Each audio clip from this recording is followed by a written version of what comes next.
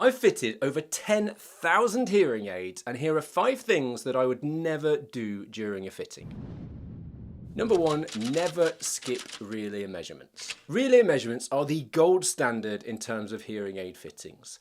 Performing them ensures that your hearing aids are fully tailored to not only your hearing loss, but also your anatomy too, taking into account the shape that your individual ears have on the sound as it travels to your eardrum, and confirming if it matches your prescription. Without REMs being performed, yes, your hearing aids are programmed to your hearing loss, but not to you. And without them, your hearing aids could be miles off target. Too soft, too sharp, too loud, and you would never even know. Number 2, never rely on generic moulds when custom moulds are needed. Honestly, I see this one all the time. Powerful hearing aids fitted with open domes. Custom moulds can completely transform the sound quality of your hearing aids. They will stop the feedback, they will improve your bass response and give you the isolation necessary for better speech understanding and noise. If your hearing loss warrants them and you're still using generic tips, then you're potentially missing out on better hearing. Yes, they do take a couple of weeks to make, and they may well cost you a little bit more, but that is a small price to pay for comfort and sound that actually matches what your hearing aids are capable of.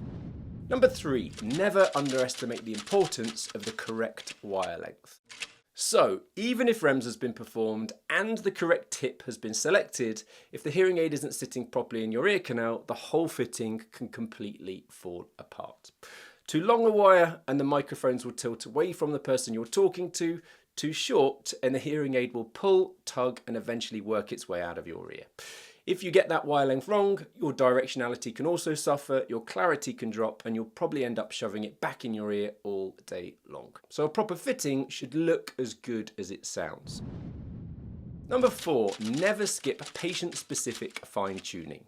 Okay, so once the technical side is right, so performing relay measurements, ensuring the correct tip is chosen, along with that correct wire length that I mentioned earlier, then the next part is all about listening to the patient.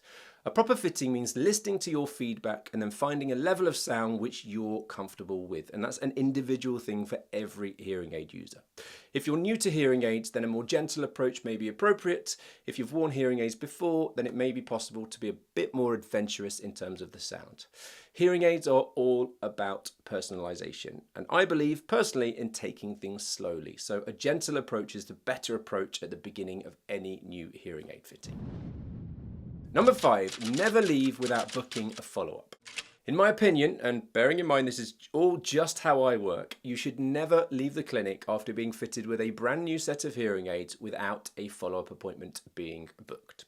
Your hearing aid and your brain will adapt over time, and I would personally never call a hearing aid fitting finished until I've seen how you've been getting on a few weeks later back in clinic. Sometimes we can do this remotely as well, but I prefer for it to be done in clinic.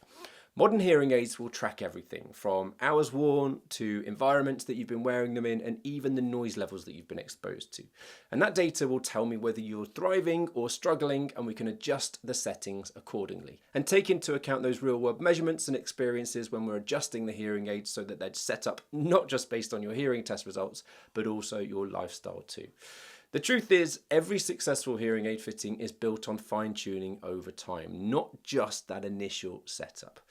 Now, if your audiologist isn't doing all 5 of these, then you deserve better. And if they are, then you need to make sure that you're doing it with the right hearing aids, which you'll find in this video.